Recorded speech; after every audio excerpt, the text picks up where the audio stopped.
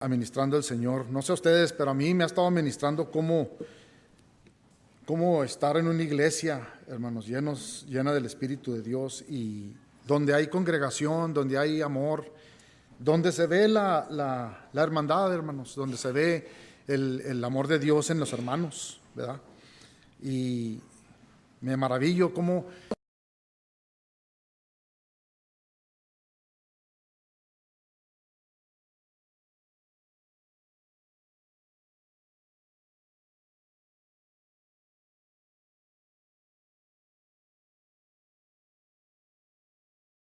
qué es ser parte de una verdadera iglesia.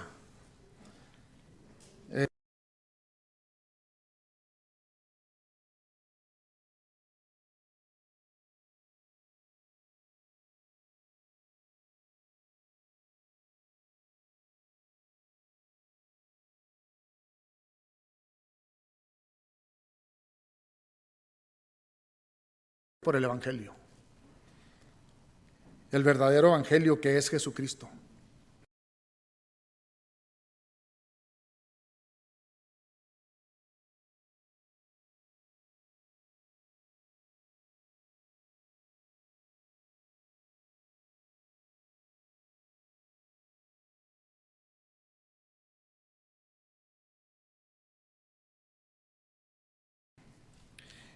Y estuvimos viendo capítulo 1 hasta el 5.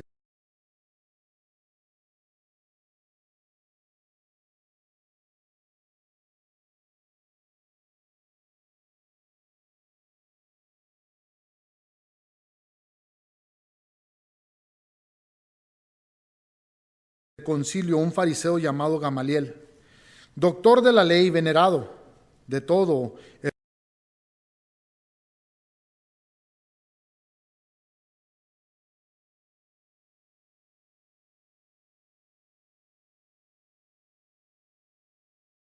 porque antes de estos días se levantó Teudas, diciendo que era alguien.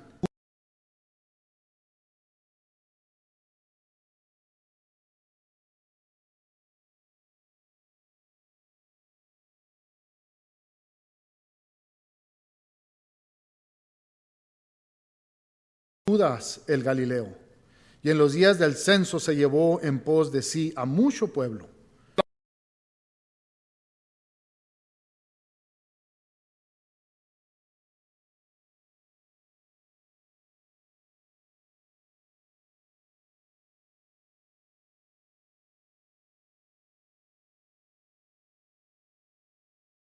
La podráis destruir.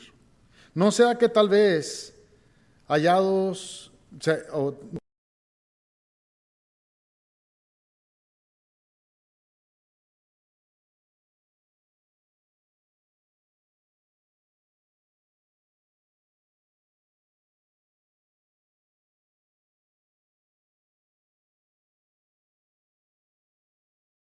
gozosos de haber sido tenidos por dignos de padecer afrenta por causa de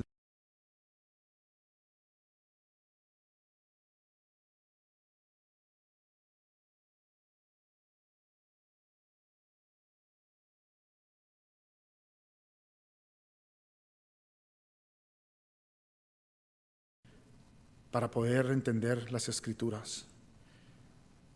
Que no sea nada de hombres.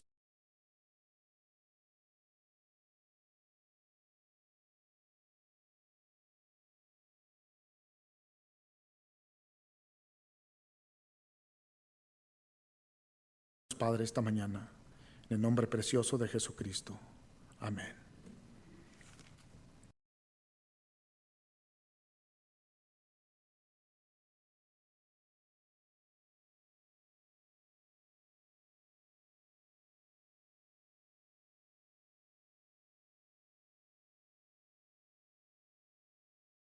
De entre aquellos que son llamados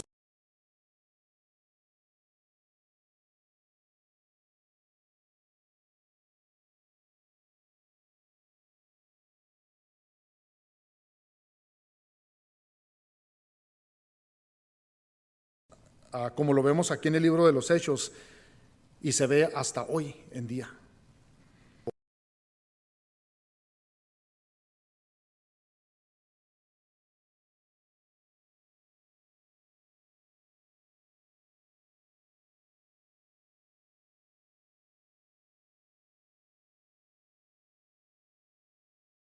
Se mide por el éxito de la gente que viene a la iglesia.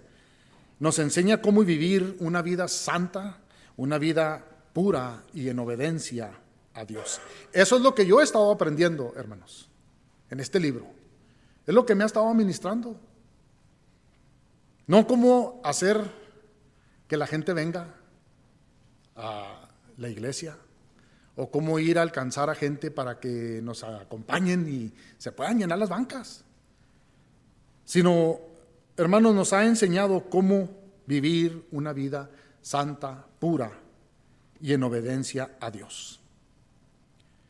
Hoy en día muchos ven a una iglesia exitosa, como por la cantidad de los miembros que asisten o se congregan. La miden por eso. Muchos dicen, está llena la iglesia, ¿cuánta gente asiste? ¿Cuánto dinero han de tener ahí en esa iglesia?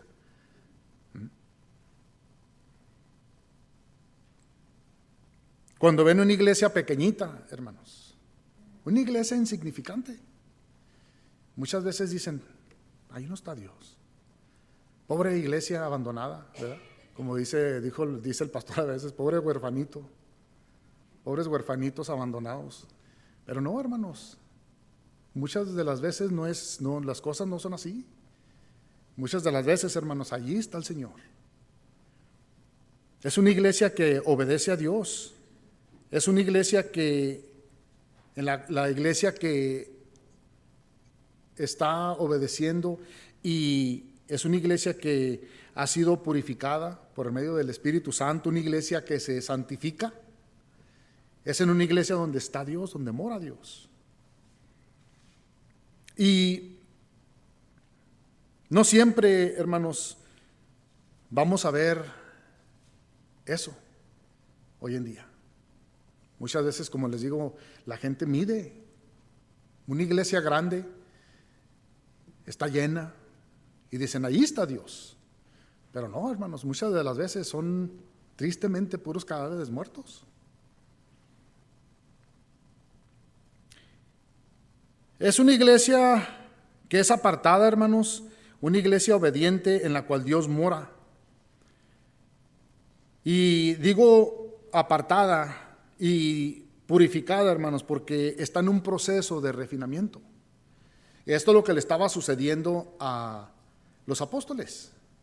Ellos iban y predicaban el evangelio, y a la misma vez, hermanos, que perecían persecución o que eran perseguidos, ellos continuaban siendo purificados.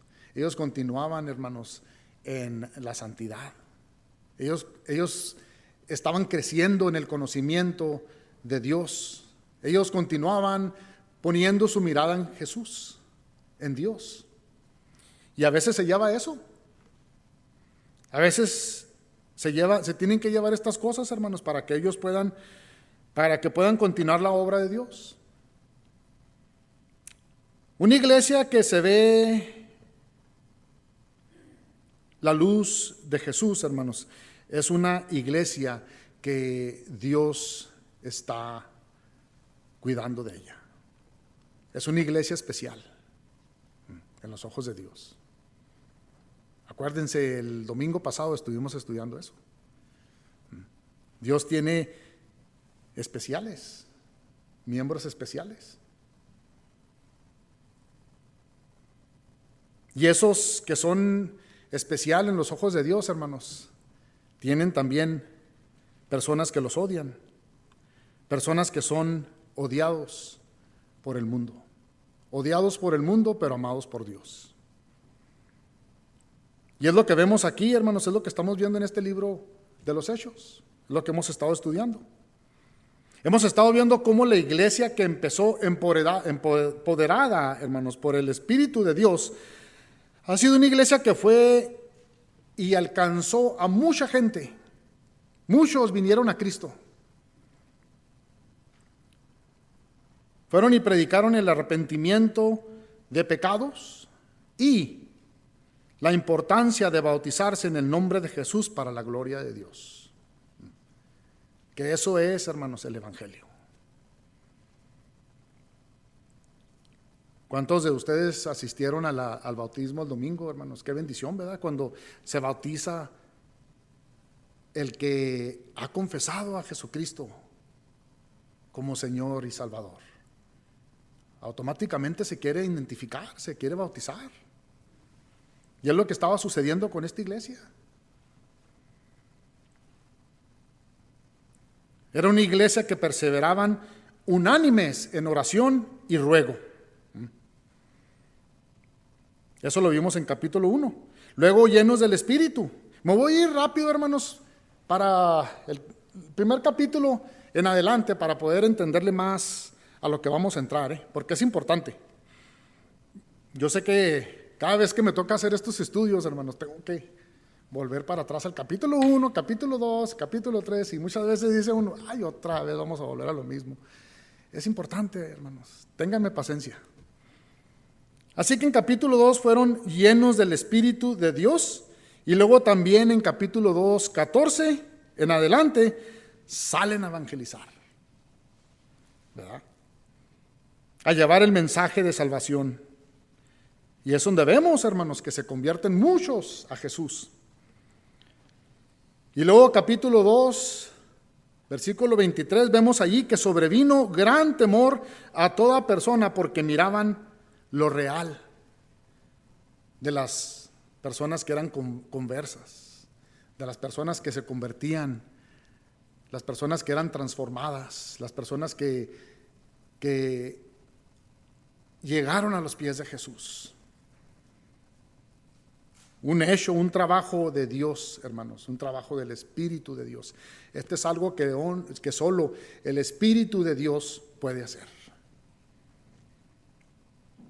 Muchos, dice la palabra allí, que habían creído y estaban juntos y luego tenían comunión, perseveraban juntos cada día en el templo partiendo pan y en las casas y lo comían juntos con alegría y sencillez de corazón.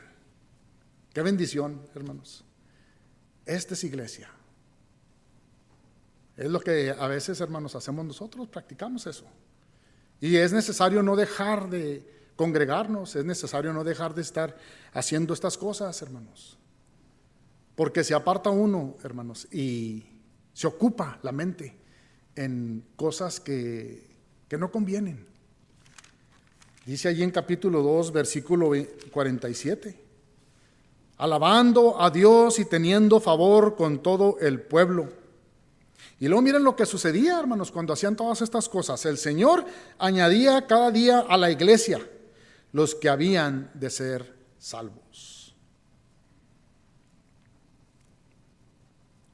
Y lo vimos en capítulo 3 y 4. Mirábamos que los apóstoles hacían grandes milagros, sanaron a este hombre, un hombre cojo, y toda la gente se maravillaba de los hechos que miraban. Hacían prodigios y maravillas, hermanos, con el poder de Dios, con el poder del Espíritu de Dios. Estaba la gente allí viendo todas las cosas que estaban sucediendo y decían, wow, aquí está el Espíritu del Señor con estos hombres. Algo los acompaña a estos hombres, algo tienen diferente. Eran empoderados, hermanos, con el Espíritu de Dios. Y luego vemos en el capítulo 4 también, en adelante, que así como iban, hermanos, predicando el Evangelio, evangelizando, haciendo prodigios, milagros, haciendo tantas cosas maravillosas, hermanos, ¿se enfrentan con qué? ¿Con qué se enfrentaron? ¿Con qué se enfrentan los siervos de Dios? La oposición, el resentimiento, la envidia, el coraje de Satanás. Despertaron al chamuco, hermanos. Uno cuando anda evangelizando y está en fuego por el Señor, va a despertar al chamuco, va a despertar al latoso. Despertaron a Satanás y sus seguidores. Y no paran, hermanos. Ellos empiezan a hacer también su trabajo. No se detiene. No se detienen, hermanos, no se detienen los que los oponen, sino continúan. No se mejoran las cosas, hermanos, se empeoran las cosas. Y esto es lo que sufre un cristiano, hermanos. No le va bien, no le va mejor. En cuanto entra la oposición, hermanos, empiezan los ataques de Satanás. ¿Qué empieza a hacer Satanás, hermanos? Empieza a tratar de desanimarlos, empieza a tratar de parar la obra que está haciendo Dios. Siempre pasa así. Acuérdense que para el cristiano este es el proceso de refinamiento. Un proceso de crecimiento y de confianza hacia Dios. Produce paciencia para las cosas y la gente.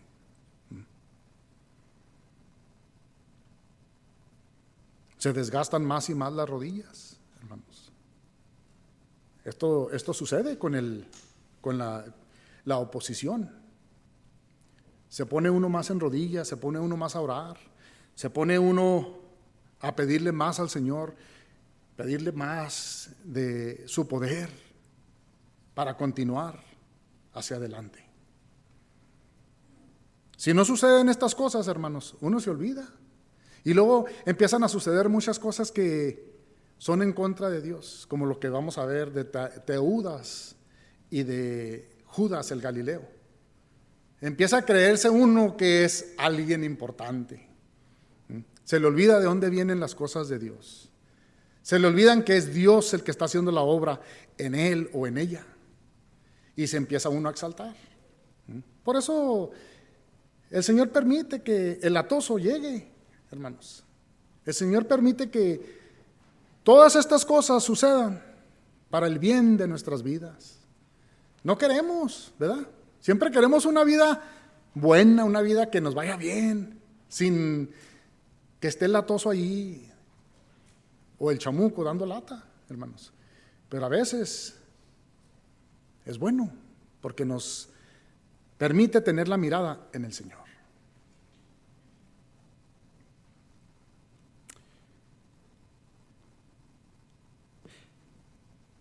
Es necesario, hermanos, pasar por diversas pruebas, dice Santiago, capítulo 1, versículo 2.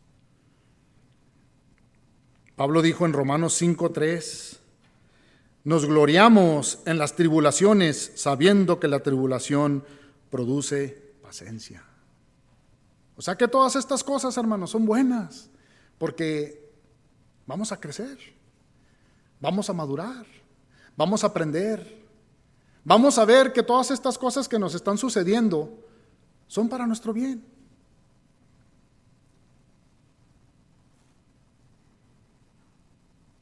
Romanos capítulo 12, versículo 12 dice, Pablo, gozaos en la esperanza, perseverando en el sufrimiento y dedicados a la oración. O sea que entre más sufrimos, entre más nos persiguen, más estamos de rodillas, más estamos en la presencia del Señor, más se desgastan las rodillas.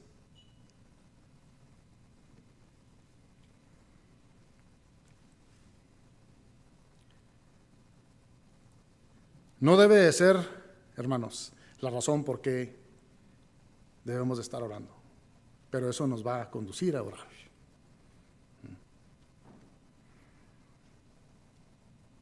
¿Qué es la razón por qué debemos de estar orando, hermanos? Porque debemos de estar teniendo comunión con el Señor. Aquí estaba arriba ahorita un mensaje, ¿verdad?, de Leonard Ravenhill. ¿Cómo vamos a poder estar en la eternidad si no podemos pasar una hora orando? Muy cierto eso. Pero la aflicción, hermanos, el ser perseguidos, nos va a llevar a los pies de Jesús. Mateo 5:12 dice: regocijaos y alegraos, porque vuestra recompensa en los cielos es grande, porque así persiguieron a los profetas que fueron antes que nosotros.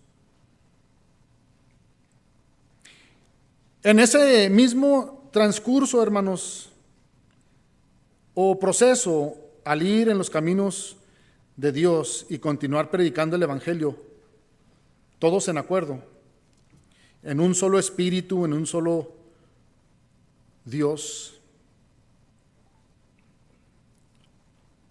También, hermanos, no solo hay oposición, sino hay contaminación, tristemente, en la iglesia. Se contamina la iglesia. ¿Se acuerdan que habíamos visto de la pareja en el capítulo 5, Ananías y Zafira?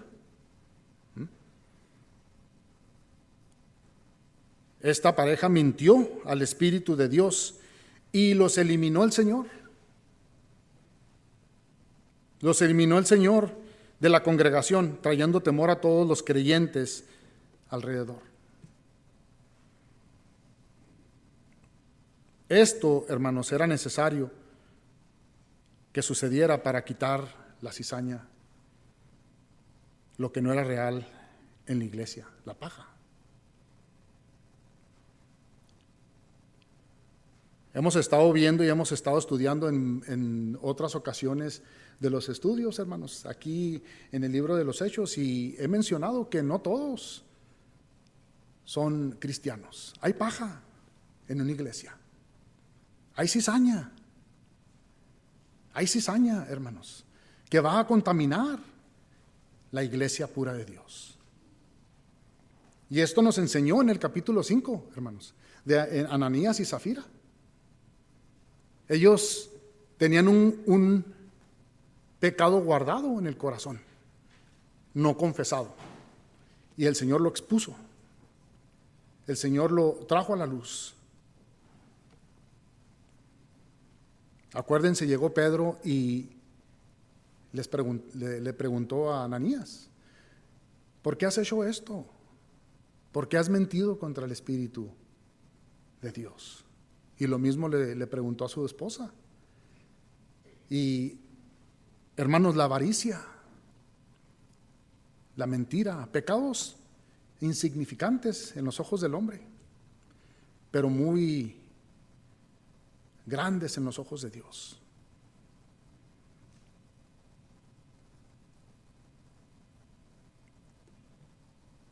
Así como trae temor el Señor a una iglesia donde se predica la palabra pura de Dios, hermanos, así lo ha hecho, hermanos, por todos estos tiempos. Así como lo vemos en el libro de los Hechos. Así como lo trajo en el libro de los Hechos a Ananías y Zafira, lo ha hecho el Señor en otras ocasiones en estos días. Y ha expuesto el Señor el pecado. Por eso, como congregación, hermanos, debemos de siempre estar examinándonos. Debemos de siempre estar pidiéndole al Señor que nos perdone. No podemos venir, hermanos, y alabar al Señor con nuestros labios si hay algún pecado que hemos estado cometiendo delante de Dios. Si hemos ofendido al Espíritu de Dios, como hablamos. Me da vergüenza, hermanos, porque todo lo que digo, todo lo que hablo, que ofendo, y luego venir y cantar: santo, santo, santo. Me hace examinarme. Me entra temor, hermanos. No solo venir a la iglesia, sino hasta venir y ponerme aquí y hablarles de la palabra de Dios. Es vergüenza, hermanos.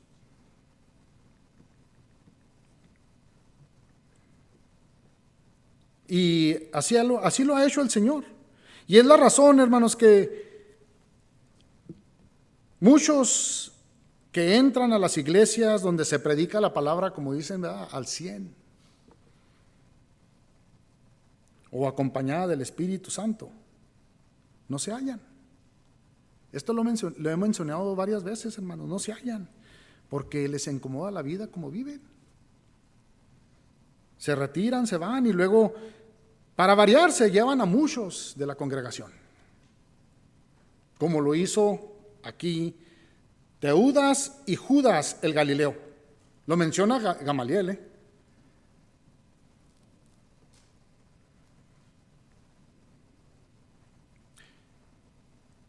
Cuando la obra de Dios está en fuego, nada ni nadie lo va a parar o lo va a detener, ni aún Satanás, hermanos.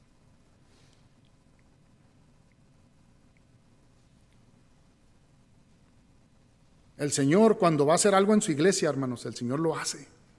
Nadie lo detiene. El Señor purga la iglesia, la purifica, para que la iglesia se mueva. ¿Se han puesto a pensar que probablemente no crece la iglesia?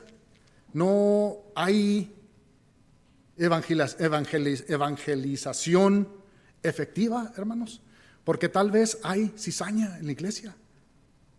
Hay algo que está deteniendo. ¿Y cómo puede morar el Espíritu de Dios, hermanos, cuando hay pecado en la iglesia? Pecado que no ha sido confesado.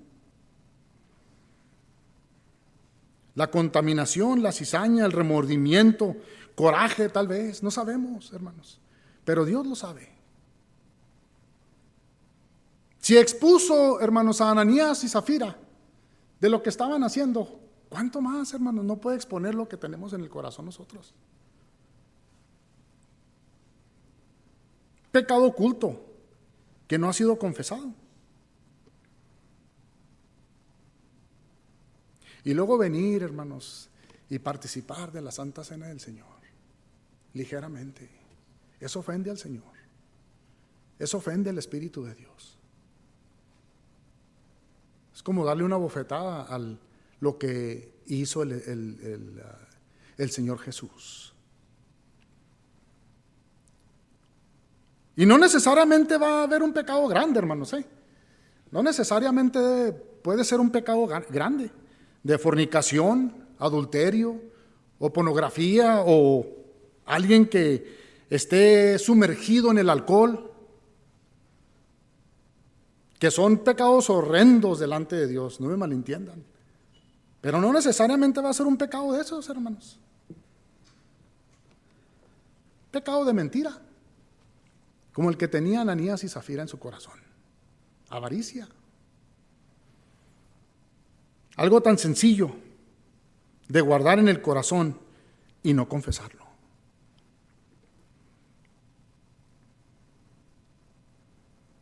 La iglesia, hermanos, aprendió algo muy grande en este hecho que sucedió con Ananías y Zafira. Mintieron y la iglesia se llenó de temor, porque saben que Dios es santo, santo, santo. Déjenme les digo, hermanos, el orgullo es lo más repugnante ante los ojos de Dios. Es un pecado horrendo delante de Dios. Dios lo aborrece tanto, hermanos, como el alcohol, la persona que está atada al alcohol, como la persona que está atada a la pornografía, como la persona que está atada, hermanos, en fornicación. El Señor aborrece tanto el orgullo, hermanos, que fue lo que cargó Satanás.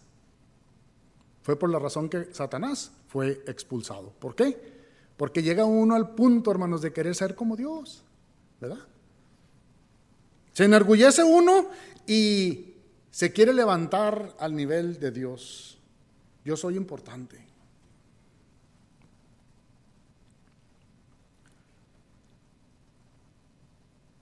Como este hombre, del cual vamos a aprender allí en Hechos capítulo 5, versículo 36, dice allí, versículo 36 de capítulo 5, porque antes de estos días se levantó Teudas, miren lo que pasó, hermanos, diciendo que era alguien. ¿No nos dice aquí la palabra de Dios que decía que era alguien altivo? ¿Que era alguien importante? Pero nos dice aquí que era, queriendo decir que era alguien. Tal vez puede haber sido alguien que no le gustaba que lo corrigieran.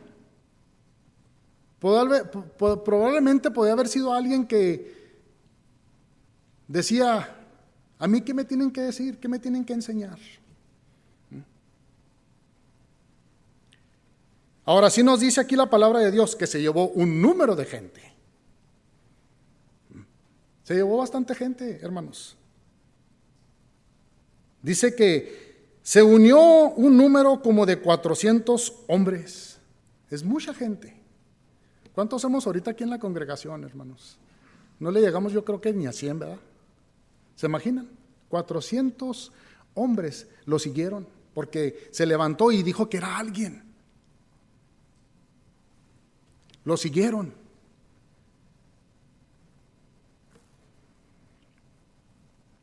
Yo, hermanos, pienso que mis pensamientos no cuentan 3 cacahuates, ¿verdad?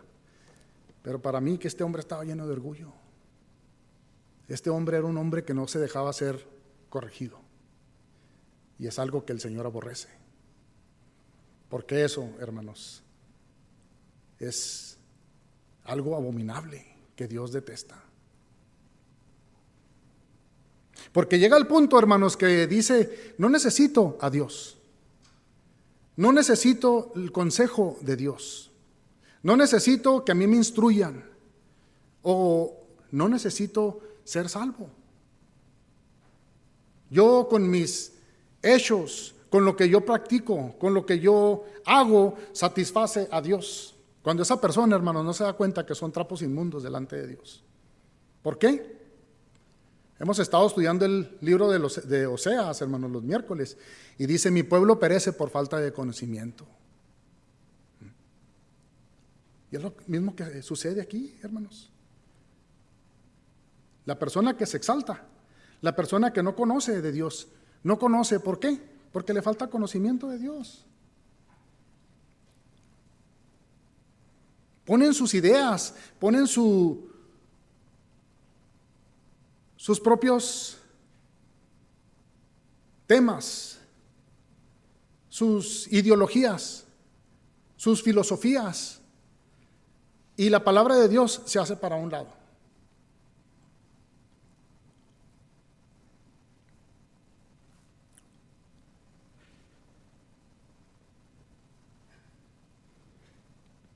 Esta persona, me imagino que ha de haber tenido o tenía sabiduría humana terrenal.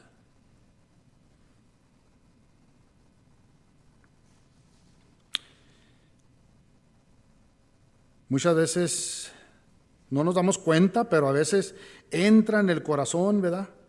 O entra en muchos, que podamos decir probablemente: ¿cómo puede seguir 400 hombres a esta persona? Pues déjenme les digo, hermanos, antes éramos más aquí. Y siguieron muchos a las personas que se fueron. Desde que estábamos en la Loma Verde, siguieron muchos a personas así como estas, que no fueron corregidas, que no se dejaron corregir y las siguieron. ¿Puede suceder? Sí, sí puede suceder, hermanos. Nomás se lleva poquito. Se lleva poquita amargura, hermanos, que entra en un corazón y se hace grande la amargura. Crece. Así se desparrama, hermanos, como el cáncer. Y ya, hermanos, protege el corazón de que entre la palabra de Dios. Ya no entra. Y luego, hermanos, empieza la mente a trabajar. ¿Qué estoy haciendo aquí? ¿Quién son estos para corregirme? ¿Quién son ellos para decirme qué hacer? Y luego ya se retiran. Y ya tuvo éxito Satanás con esa persona.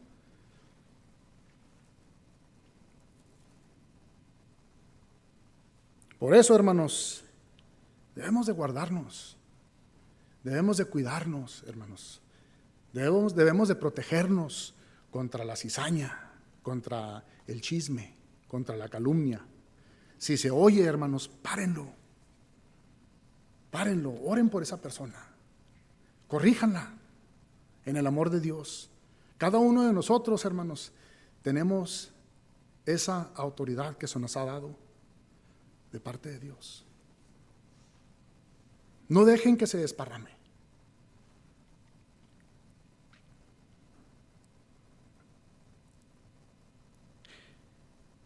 En capítulo 8 de Hechos, miren conmigo allí en capítulo 8 de Hechos. Aquí en el libro de Hechos, capítulo 8, versículo 9. El autor de este libro, hermanos, Lucas, menciona a otra persona. Había un hombre llamado Simón, que antes ejercía la magia en aquella ciudad y había engañado a la gente de Samaria, haciéndose pasar por alguien ¿qué? Grande. Alguien grande, alguien importante. Alguien que sabía cómo manipular. A este oían atentamente todos. Y luego miren lo que dice, hermanos, desde el más pequeño hasta el más grande, diciendo, este es el gran poder de Dios. ¿Saben por qué sucede esto, hermanos? ¿Saben por qué confunde esto a muchas personas? Y dicen, este es el gran poder de Dios, por falta de conocimiento de las Escrituras. Porque no ven la verdad. No disciernen.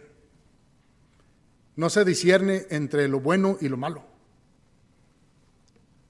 Y luego dice, y le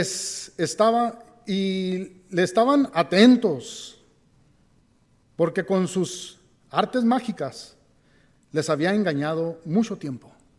Ya tenían tiempo yendo a esta persona y ya habían sido engañados, hermanos. Les entró poquito engaño, hermanos, y luego ya se había desparramado en sus vidas, hermanos, que ya no podían discernir. Y ya lo miraban como alguien importante, alguien grande, cuando no era de Dios. Pero cuando creyeron a Felipe, que anunciaba el evangelio del reino de Dios y el nombre de Jesucristo, se bautizaban hombres y mujeres. También creyó Simón mismo. Acuérdense, aquí estamos viendo a alguien que se creía alguien grande, hermanos. La cizaña entre la iglesia. También creyó.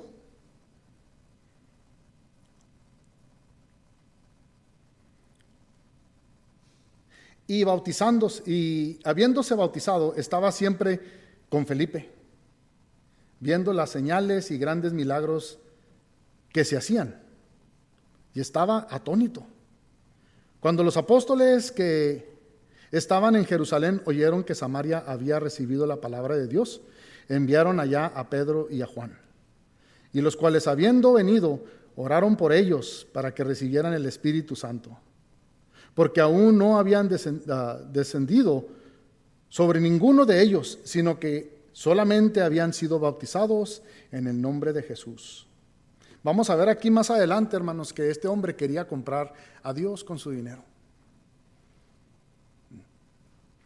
Y así piensan muchos en las iglesias. Porque tienen cantidades de dinero, piensan que son especiales en los ojos de Dios. Y eso no fue lo que escuchamos la semana pasada, hermanos. Lo que escuchamos la semana pasada es que Dios cuida de los que son suyos, aquellos que son apartados, aquellos que son puros delante de Dios, aquellos que confiesan, hermanos, sus debilidades delante de Dios. No que vienen y quieren comprar a Dios o la salvación con su dinero. Y ha sucedido. Pero Dios no se puede comprar con el dinero, hermanos. No podemos comprar la salvación con dinero. Eso es lo que muchos van a querer hacer en los últimos días, sin saber, sin darse cuenta. Piensan que el dinero los va a proteger, que el dinero los va a cuidar, que el dinero los va a apoderar o los va a hacer especiales delante de Dios, y no va a ser así.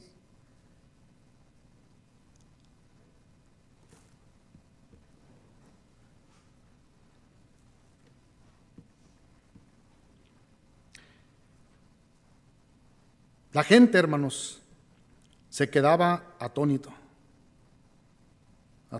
con estos milagros y estas cosas que hacía este hombre.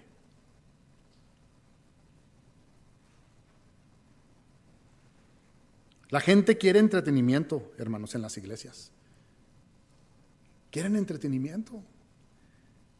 Ya la palabra de Dios es muy aburrida. Ya la palabra de Dios es secundario para mucha gente en las iglesias.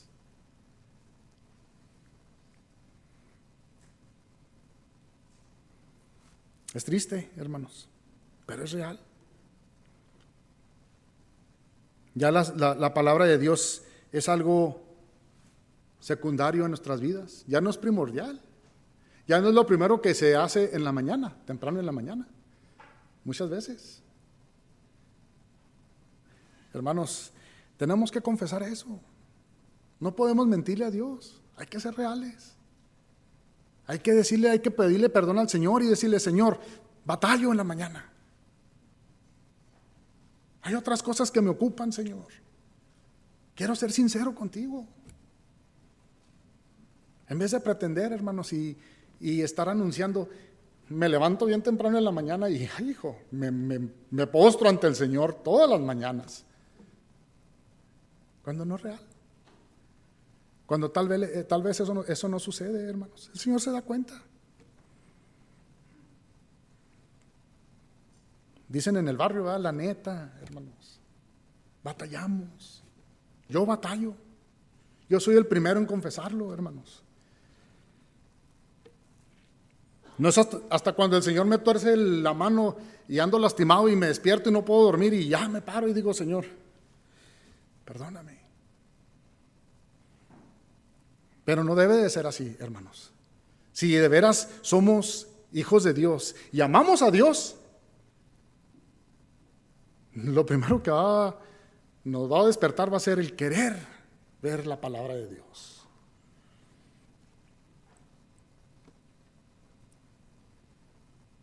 Pero es triste, hermanos, porque la palabra de Dios ya no es algo de importancia, hermanos, en muchas iglesias. Es el entretenimiento. ¿Qué tienen para nosotros para poder estar atentos? Para no quedarnos dormidos, para no estar aburridos.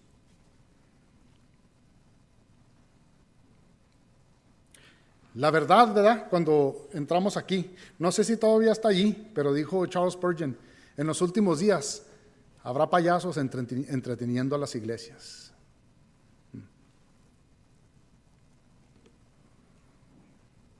Y lo que ha estado sucediendo, hermanos, en estos últimos días es lo que menciona la palabra de Dios. Miren, segunda de Timoteo, capítulo 4.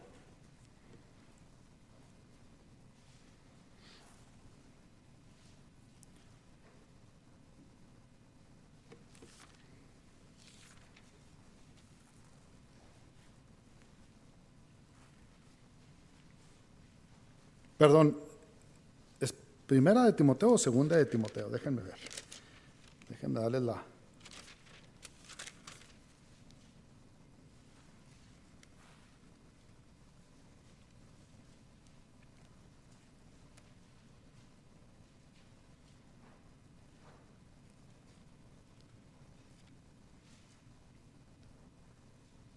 Sí, segunda de Timoteo, capítulo 3.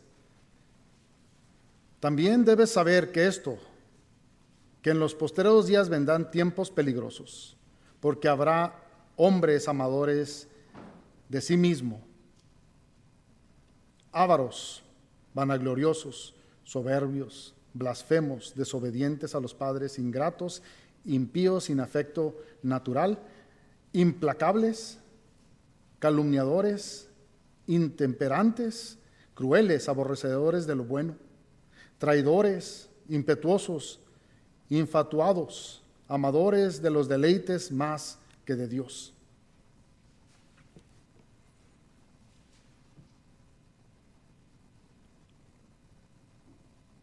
Y esto es lo que va a suceder, hermanos, en estos últimos tiempos.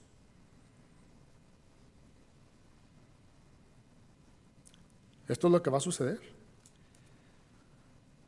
El simple hecho de decir o pensar, hermanos, que uno no ha hecho nada malo, o que no necesita a Dios, o de qué tiene uno que arrepentirse, hermanos, o qué le tienen que decir a uno.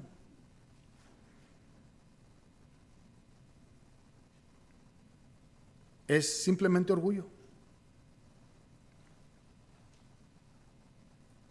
Y esto era lo que les daba coraje a la secta de los saduceos, hermanos, que oían la palabra de Dios en el libro de los Hechos, oían a Juan y a Pedro, a los apóstoles, hermanos, predicar el evangelio, y ellos decían: ¿qué nos tienen que decir a nosotros, doctores de la ley, escribas? Conocemos las escrituras. ¿Qué nos tienen que decir a nosotros? ¿Que nos arrepientamos? Dice la palabra allí que se llenaron de celo, se llenaron de enojo y de orgullo, hermanos, cuando oyeron el evangelio, cuando oyeron la palabra pura de Dios, cuando oyeron las escrituras siendo predicadas, hermanos, evangelizadas. Y me puedo imaginar la contestación, hermanos, de estos religiosos, como cuando uno va a evangelizar, ¿verdad? Y le está hablando a una persona del evangelio: ¿qué me tienes que decir tú a mí? ¿Que me arrepienta? ¿De qué? ¿De qué me tengo que arrepentir? Es que no ven su corazón, hermanos. No ven la maldad que hay en su corazón. Ellos piensan que porque están haciendo un hecho todos los días, algo bueno en sus ojos, le dan de comer a las personas que están necesitadas en las calles, dan $1, dan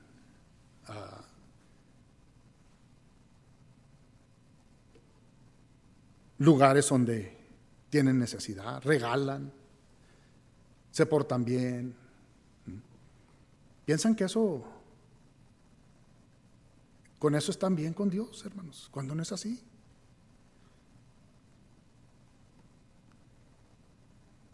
Y esto era lo que me imagino que los religiosos, hermanos, pensaban en sus mentes.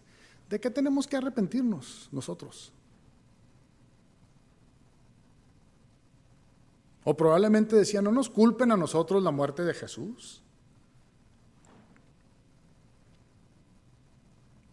Se enfurecieron tanto, hermanos, que la intimidación de quererlos poner en la cárcel, y luego vemos allí, ¿verdad?, después en capítulo 5, 34 al 31, 34 en adelante, la golpiza que les dan y luego quererlos matar. Era de la forma que pensaban ellos que los apóstoles iban a cobardar y iban a dejar de predicar el evangelio. Con estas cosas que ellos estaban haciendo, hermanos, con esta golpiza, con quererlos intimidar de matarlos, con quererles traer el susto, ¿verdad? Pensaron que los apóstoles iban a decir: bueno, pues hay que hacernos para atrás, hay que ya no decir nada, hay que ya no hablar. No, hermanos. Yo creo que encendía más el fuego en los apóstoles y decían: vamos a seguir adelante, porque tenían el Espíritu de Dios.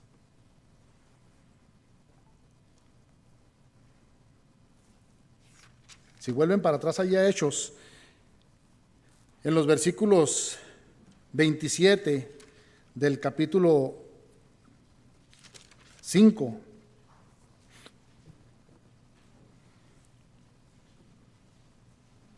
allí dijeron: no mandamos estrictamente que no enseñaran en sí en el nombre, y ahora habéis llenado a Jerusalén de vuestra doctrina, ¿Y quieres echar sobre nosotros la sangre de este hombre?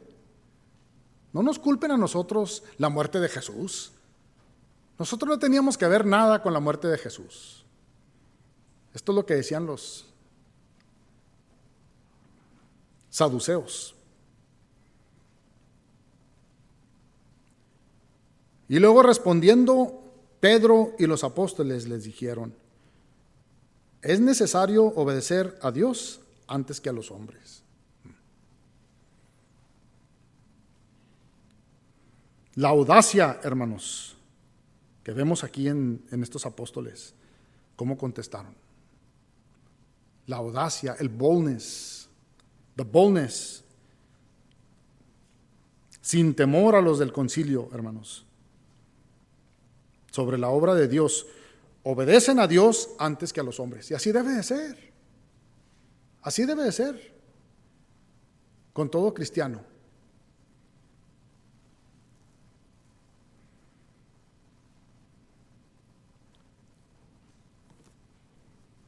Y no les voy a hacer una pregunta, hermanos, porque siempre hay preguntas, ¿verdad? Pero ojalá y lo estemos haciendo. Ojalá y esa sea nuestra respuesta, ¿verdad? Cuando nos enfrentemos con personas así. Hey, ¿por qué estás hablando del Señor? Ah, no puedo. Dispénsame. No, hermanos, si somos cristianos, usen esa oportunidad. ¿Ya lo conoces a Jesús? Déjame te digo quién es. Déjame te hablo de Jesús, de la Biblia, el Jesús de la Biblia.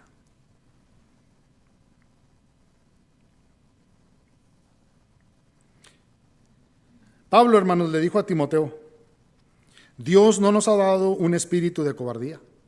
¿Cuántos de nosotros leemos esos versículos? ¿Cuántos de nosotros lo ponemos en práctica?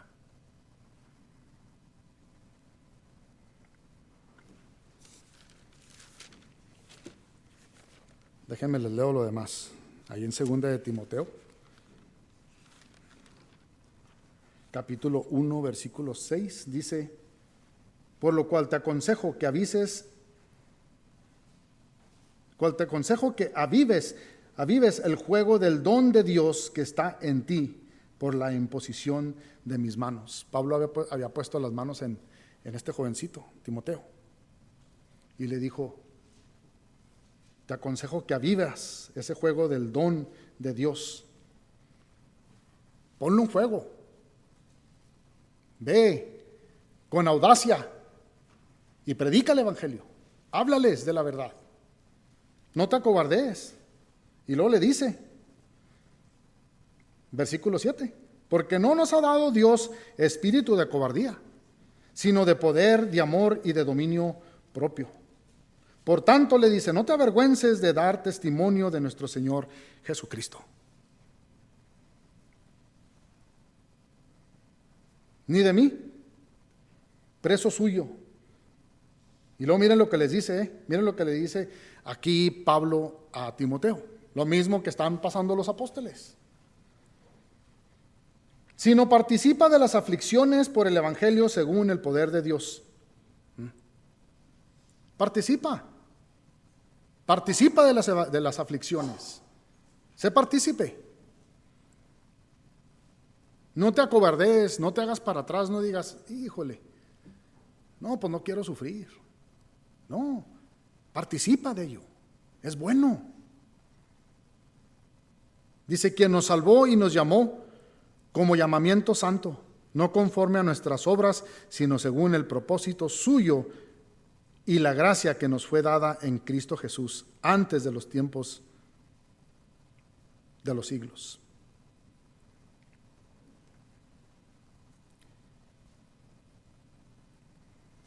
Yo oré por ti, dijo Pablo, para que no te avergüences del evangelio y avivas ese fuego, sea partícipe de las aflicciones según el poder de Dios. Hermanos,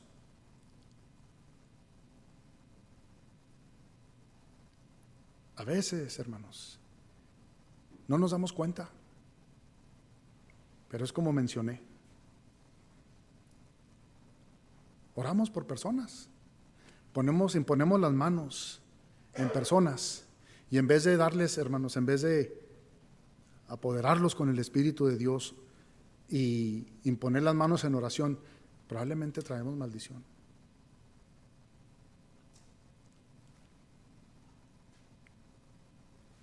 Esto me hizo reflexionar. Que a veces decimos, vamos a poner manos aquí a los hermanos y a orar por ellos.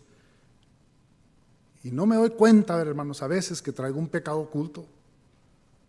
Y en vez de pasar la bendición, hermanos, a veces paso la maldición.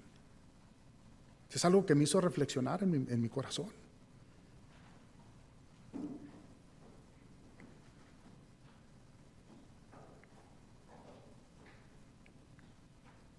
Es algo que me hizo examinarme, hermanos, continuamente. Una persona que estoy a veces orando por los demás y a veces estoy bendiciendo a los demás, probablemente los estoy maldiciendo. Tengo que examinarme y decir, Señor, límpiame, purifícame, porque voy a participar de tus obras ahí en la iglesia. Y no quiero traer maldición.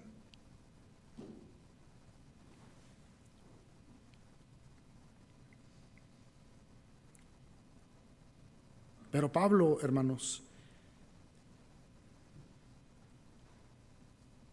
le dice a este jovencito, participa de las aflicciones. Lo encomendó a Dios.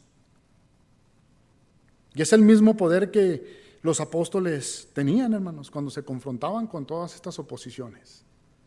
Iban llenos del Espíritu Santo. Y era una obra, hermanos, que ningún hombre podía detener.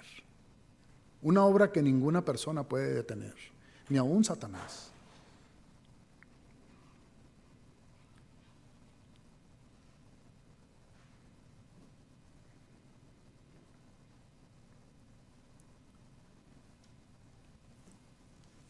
Dijo allí el autor del libro de los Hechos, hermanos, en capítulo 5, si vuelven allí.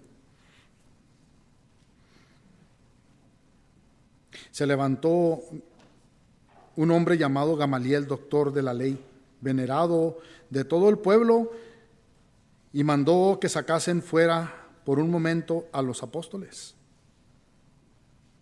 Y luego dijo, varones israelitas, mirad por vosotros lo que vas a hacer respecto a estos hombres. Porque antes de esto se levantó este hombre llamado Teudas, diciendo que era alguien, y a este se unió un número como de 400 hombres. Pero él fue muerto, y todos los que lo obedecían fueron dispersados y seducidos a nada. Después de este se levantó Judas, el Galileo, en los días del censo, y llevó en pos de sí a mucho pueblo. Pereció también él. Todos los que obedecían fueron dispersados. Y ahora os digo, apartaos de estos hombres y dejadlos, porque si este consejo, esta obra es de los hombres, se desvanecerá. Mas si es de Dios, no la podréis destruir. No sea que tal vez te hallas luchando contra Dios. Les da un consejo, hermanos, Gamaliel, a estos hombres. Me imagino el coraje que tenían allí adentro yendo a Gamaliel. Ellos ya querían poner sus manos y agarrarlos y arrastrarlos y matarlos, deshacerse de ellos, hermanos. Pero como dije, cuando es obra de Dios, nadie la puede destruir. La obra de Dios va a continuar, hermanos, y va a crecer. Porque es obra poderosa, que es acompañada del Espíritu de Dios. Pero acuérdense, hermanos, este consejo que Gamaliel les está dando a estos hombres era un consejo sabio. Gamaliel conocía, porque era doctor de la ley. Él conocía a Dios. Él sabía de Dios. Imagino que él pasaba tiempo con Dios. Pero ¿qué más querían, hermanos? ¿Qué más querían? Ellos estaban predicando de Jesús. Ellos estaban predicando del Evangelio. ¿Qué más querían saber? Sus corazones, hermanos, estaban llenos de rabia. Y como dije, cuando hay algo que impide de que el Evangelio entre a sus corazones, no va a entrar. No les va a entrar. ¿Qué más querían? Ya tenían el testimonio antes. Ya habían oído del Evangelio.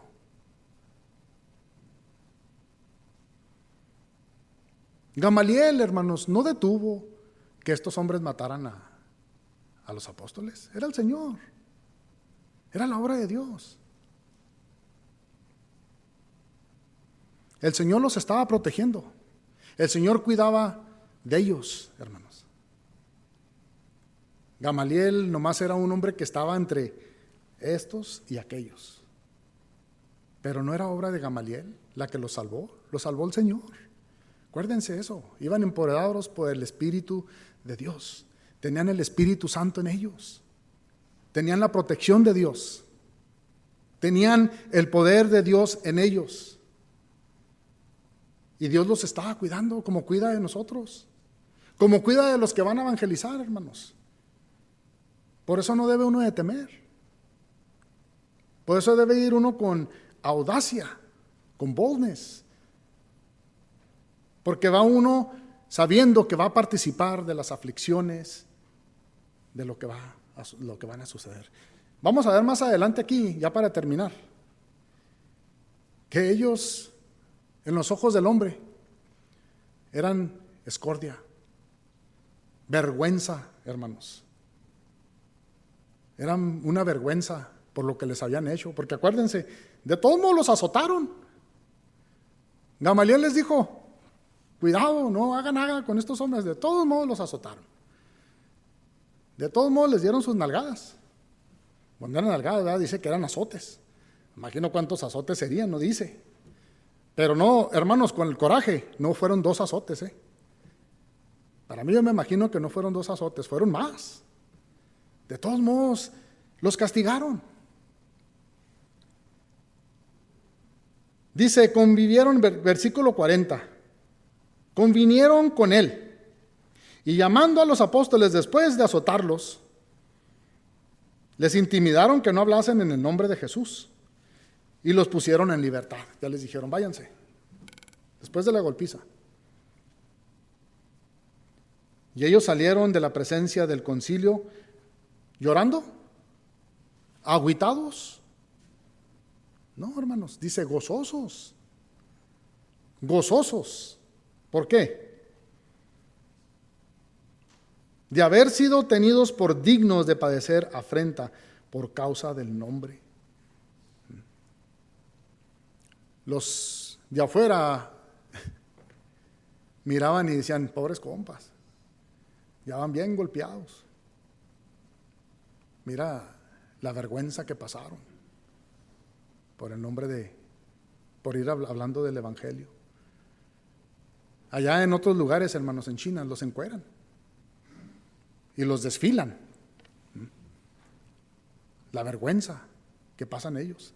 Pero en los hombres que son puestos en esta situación, hermanos, van gozosos porque saben que son llamados, tenidos por dignos de padecer afrenta por causa del nombre de Jesús.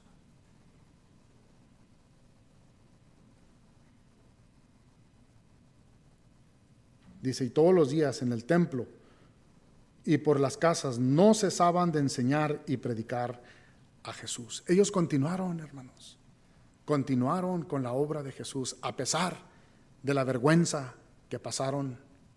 Para ellos era una afrenta, para ellos era algo glorioso, para ellos era algo de valor, el sufrimiento por Jesucristo.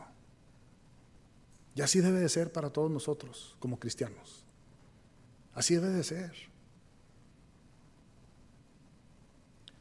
El sufrimiento, hermanos, no es ¿cómo dijo Pablo? Un aguijón de la esposa. No es un aguijón de la esposa el sufrimiento por Cristo.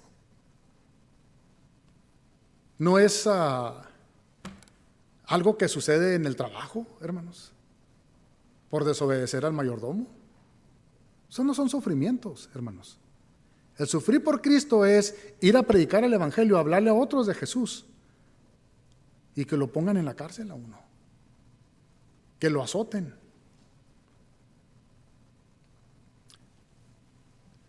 ¿Hace cuántos meses atrás, hermanos, no vimos a una persona que lo mataron por hablar del evangelio? Lo balacearon. Eso es sufrimiento verdadero. Vamos a continuar, hermanos, vamos a continuar en la obra de Dios. Vamos a continuar en lo que el Señor nos ha dado, de ir y predicar el evangelio de Jesucristo. Amén. Vamos a orar. Bendito Dios, gracias, Señor, por este tiempo, por este día que nos das, poder venir a adorarte, a glorificarte, Señor. El poder venir y darte las gracias, Señor, porque eres bueno, porque eres un Dios compasivo, un Dios perdonador, un Dios que, Señor, no nos pagas conforme a lo que nos merecemos, Señor. Gracias, Señor, por instruirnos en este libro tan maravilloso, del libro de los Hechos. Aprendemos, Señor, qué es el sufrir por Jesús, lo que sufrieron los apóstoles, Señor. Siguieron las pisadas de Jesús. Y así nosotros, Señor, queremos ser. Queremos seguir sus pisadas. Si somos perseguidos, Señor, gloria a ti por esa causa, Señor. Te damos gracias. En este momento, Señor, que vamos a participar de la Santa Cena, queremos, Señor, no tomarlo ligeramente. Queremos tomar el tiempo para examinarnos, Señor, y confesar nuestros pecados. Concede, Señor, el don de arrepentimiento en nosotros. En el nombre precioso de Jesús te lo pedimos. Amén. Vamos a participar de la Santa Cena.